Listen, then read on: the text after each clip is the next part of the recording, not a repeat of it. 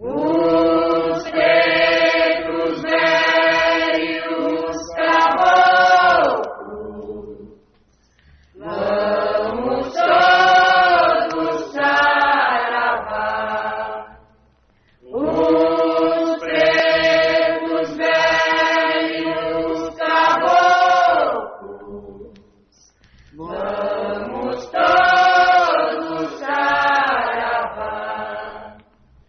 Vamos pedir licença a Deus nosso Senhor para os trabalhos começar.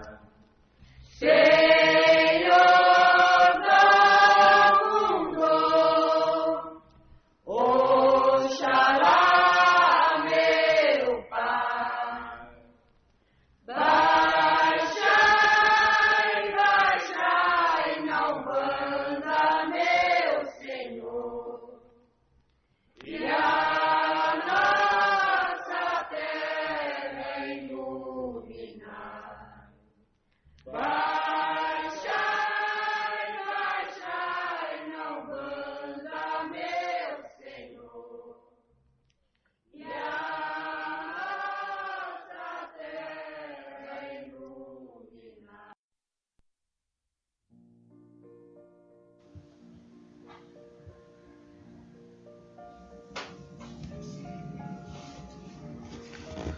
Olá, amigo e amiga, tudo bem?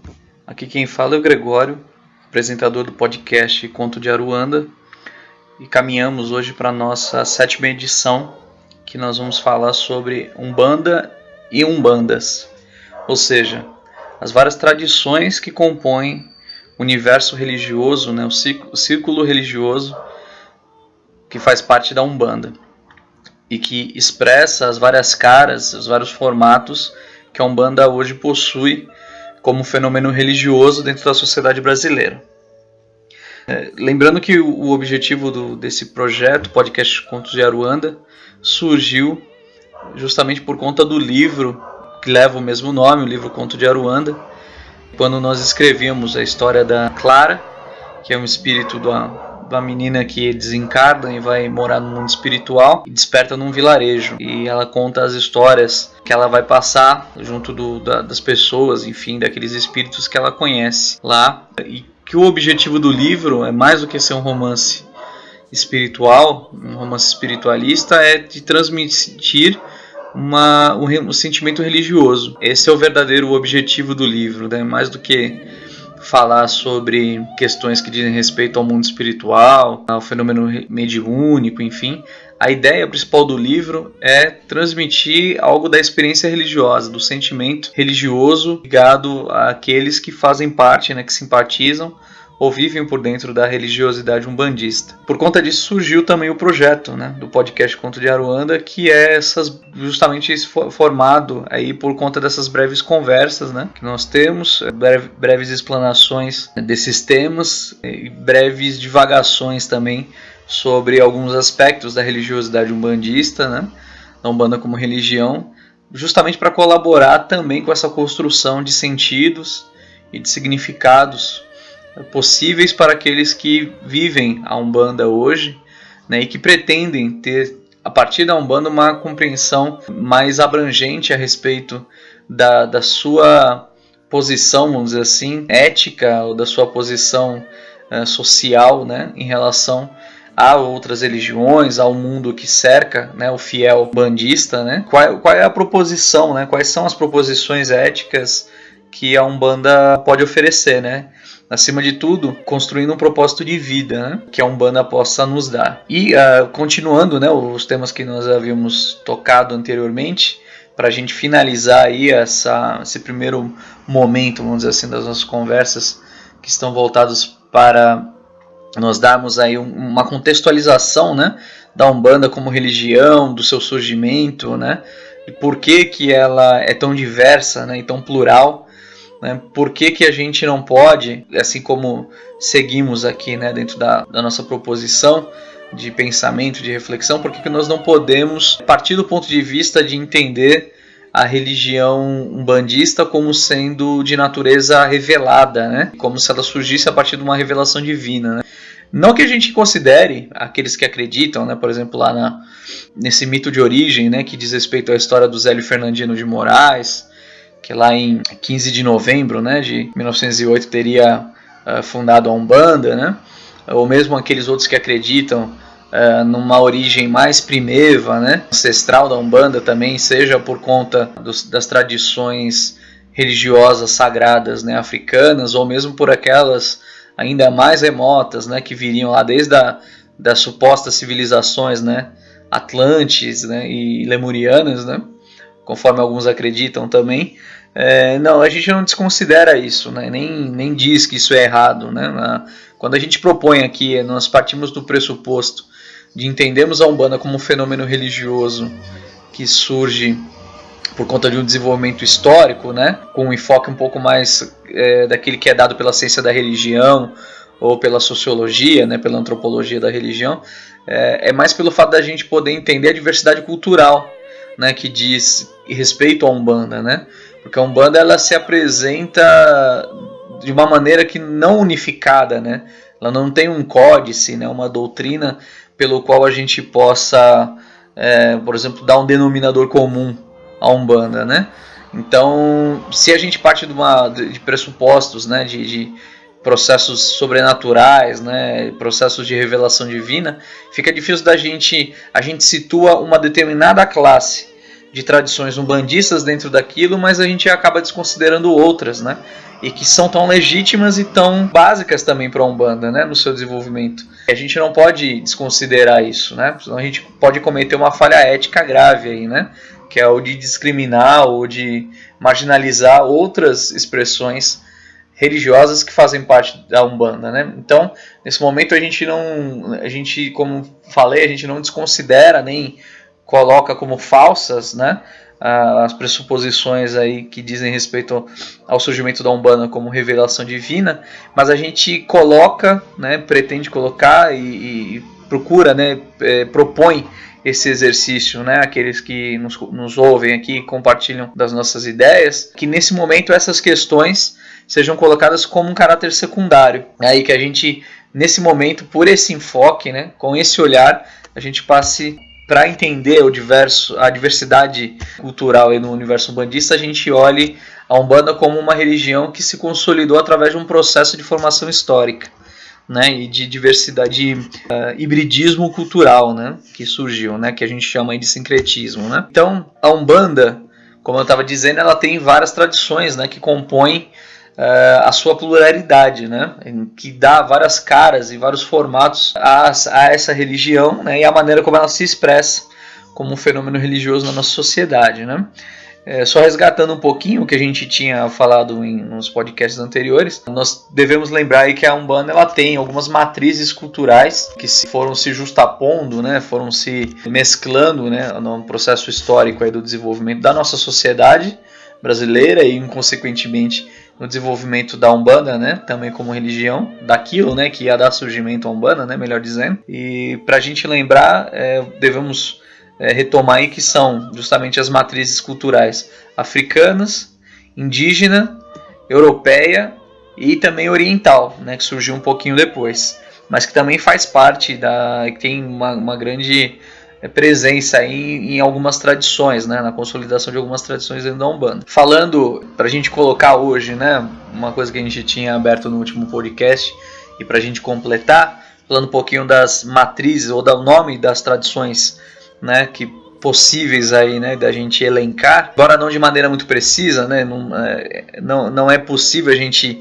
dar nomenclaturas, né, e colocar dentro de uma caixinha, né, vamos dizer assim, o nome das tradições de acordo com a ascendência, né, cultural, né, das matrizes culturais que cada uma possa ter, mas aí se a gente fosse tentar fazer um processo um pouco didático aí, para a gente ter essa compreensão desse universo, a gente diria o seguinte, que do ponto de vista de ascendência, né, da matriz cultural africana em relação às outras, não necessariamente que as outras, né, por exemplo, nas tradições em que a Umbanda tem uma ascendência cultural africana maior, não quer dizer que estejam totalmente anuladas a presença ou a influência das outras culturas, né? Isso não existe. Elas estão sempre presentes de uma maneira ou de outra, só que em menor proporção em relação à outra que se manifesta de maneira mais preponderante, né? É importante a gente frisar isso. Então, falando, né, a respeito daquelas tradições que tem, por exemplo, uma ascendência maior do aspecto africano, a gente poderia elencar aí a Umbanda Omolocô, a Umbanda Traçada, a Umbanda chamada de Almas em Angola e o Umbanda Omblé. Né? Falando mais especificamente da Umbanda Traçada, do Umbanda Omblé, ou mesmo da Umbanda Omolocô, a Almas em Angola já tem uma característica um pouquinho diferente, né? Mas essas umbandas elas surgem principalmente por conta de um processo que eu também falei em podcasts anteriores, que é aquele processo chamado de umbandização, que ocorreu em algumas décadas, meados aí do século XX, aconteceu em algumas casas de candomblé, né? Ou mesmo nas chamadas casas de macumba, né? No Rio de Janeiro, na Bahia, também aqui em São Paulo, enfim, que fizeram com que algumas casas, principalmente casas de candomblé, chamado candomblé de caboclo, né? Ou seja, onde já existia a compreensão e a manifestação de entidades espirituais com essa característica, né, do caboclo que hoje a gente conhece na Umbanda, essas tradições surgiram desde dentro dessas casas de candomblé, que passaram a adotar, né, para si elementos culturais que já faziam parte do imaginário do Umbanda já mais consolidado, né? E que acabam desenvolvendo a partir dali essas tradições que dão cara aí a esses formatos, né? De Umbanda em que a cultura africana ela é mais desenvolvida, né? Ela é predominante, vamos dizer assim. E existe já também, a gente pode colocar aí, aquelas tradições que têm uma ascendência maior, né? De origem indígena e europeia, né? É difícil da gente, nesse caso, dar um nome, vamos dizer assim, específico para elas. Eu acabei dando aqui um nome tentando me basear numa obra específica, que é do professor Luiz Assunção, que é um praticante aí, né, dos cultos, né, da Jurema, né, do Catimbó nordestinos, né, em que ele fala também no seu livro, né, o Reino dos Mestres, né? Que ele vai falar justamente da presença do imaginário, né? Da predominância, né? Ou vamos dizer assim, da influência umbandista, né? Que vai se adentrando por dentro das casas de encantaria, né? Das casas de Jurema que existem no Nordeste brasileiro.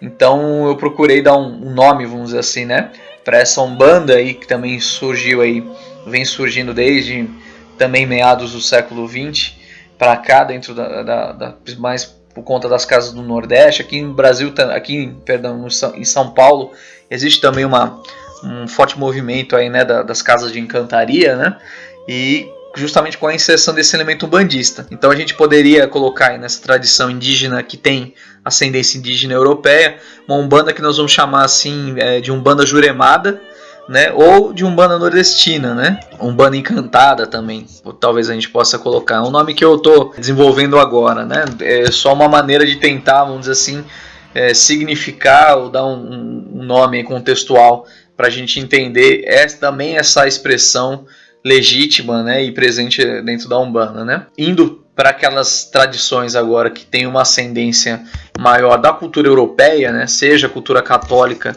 ou a cultura espírita, né, kardecista, né, do espiritismo francês, a gente vai elencar aí a Umbanda Branca, né, que também é conhecida como linha branca de Umbanda.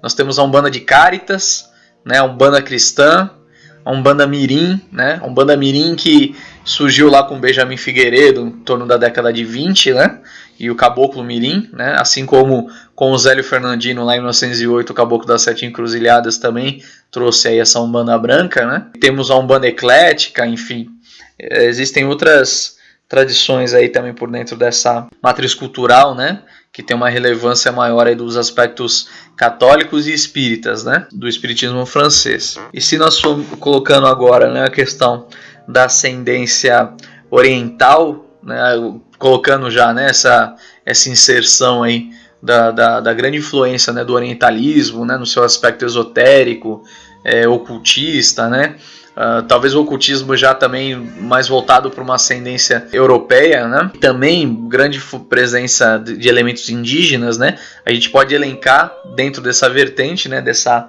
relevância de matriz cultural, a gente pode colocar uma Umbanda esotérica, né, a Umpran e mesmo a Umbanda Sagrada, né, que veio com o Rubens Saraceni, né, aqui. E fora isso também uma outra, para a gente não deixar de falar, né, talvez seja aí um universo mais fragmentado, né?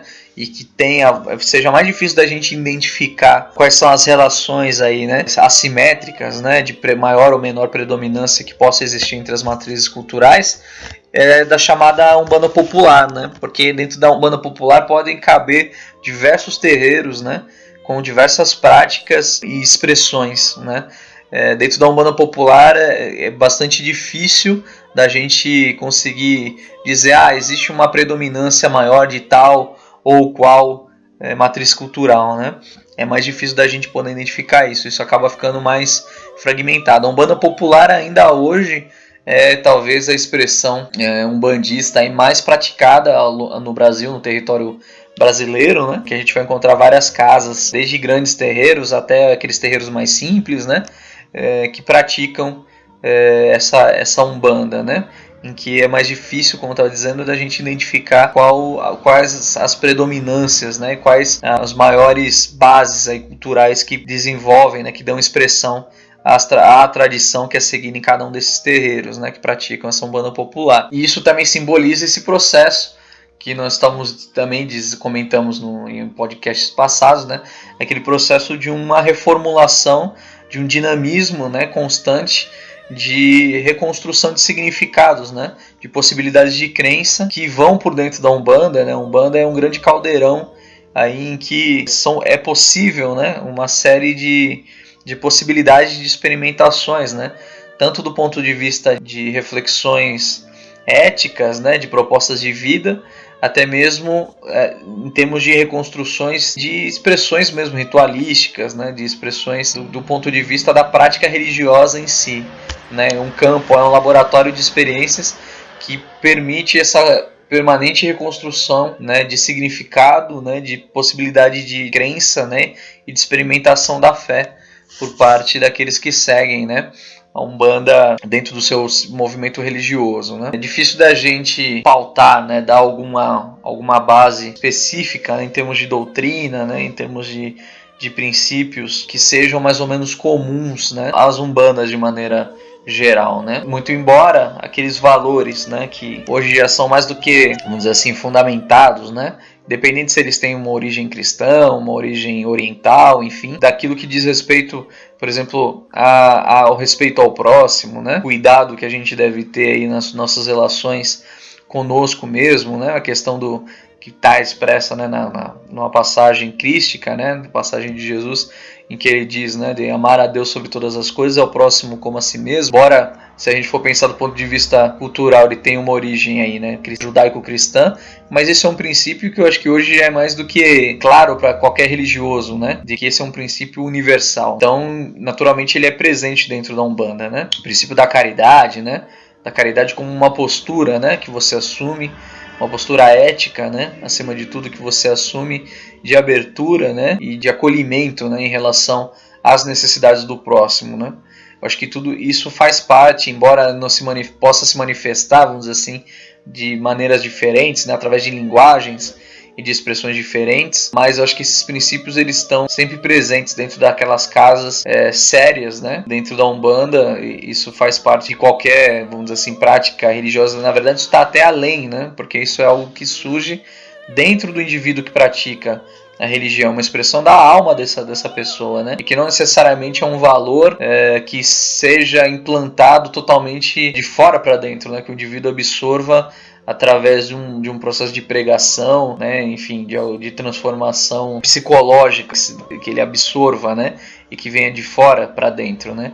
Esses princípios de respeito ao próximo surgem também muito como expressão da alma daquele indivíduo, né, que desperta em nível de consciência, né, do seu nível de consciência, a essa realidade, né, a essa necessidade de olhar, né, a si mesmo, né, com um ponto de vista de qualidade, né, de vida mais elaborada, né, um modelo de consciência mais refinado, e também olhar para o próximo, né, para o mundo que o cerca, também exercendo uma forma mais abrangente de compreendê-lo, né, com o objetivo de promover dentro de si um estado de felicidade, né, estado de serenidade. Aqueles que despertam a essa necessidade têm naturalmente dentro de si esse tipo de reflexão, né, que são trazidas aí através de mensagens diversas, mas são trazidas pelos grandes condutores, né, da humanidade, né? Como foi o caso de Jesus Cristo, de Buda, Francisco de Assis, Confúcio, enfim, de outros religiosos aí, de outros pensadores, né, que vieram e trouxeram mensagens diferentes, mas que levam-nos a uma destinação em comum, né? Então é importante a gente entender essa reflexão ética, porque isso faz com que a gente entenda, né, a diversidade humana, né, que hoje faz parte da sociedade que nós vivemos, da humanidade em si. Cada vez mais isso fica evidente, né? Que não é possível a gente enquadrar todos os seres humanos dentro de um princípio ideológico, né? De um princípio religioso em comum, né? Inclusive isso é uma característica muito comum aos estados fascistas, né? Então não é possível isso, né? A gente enquadrar as pessoas, e a Umbanda dá provas disso, né? Através das suas diversas tradições.